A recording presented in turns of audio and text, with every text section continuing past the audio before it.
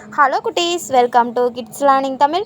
நம்ம இன்றைக்கி ஒருமை பன்மை தான் பார்க்க போகிறோம். அதுக்கு முன்னாடி நீங்கள் நம்ம சேனலை புதுசாக பார்க்குறீங்களா, சப்ஸ்கிரைப் பண்ணுங்கள், பக்கத்தில் இருக்க பெல் ஐக்கானை கிளிக் பண்ணுங்கள். அப்போ தான் நான் போடுற வீடியோஸோட நோட்டிஃபிகேஷன் உங்களுக்கு தொடர்ந்து வரும். வாங்க பார்க்கலாம்.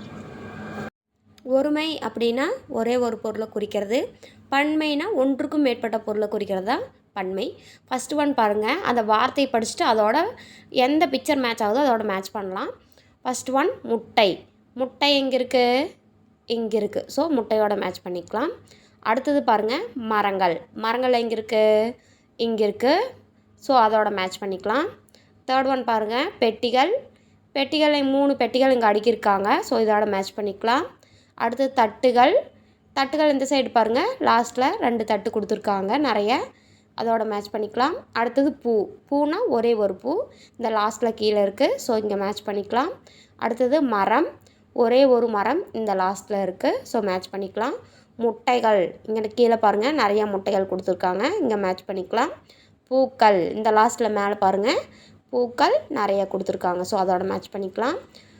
தட்டு. தட்டுனா ஒரே ஒரு தட்டு. ஸோ இங்கே மேலே இருக்குது, ஒரே ஒரு தட்டோட மேட்ச் பண்ணிக்கலாம். அடுத்தது பெட்டி.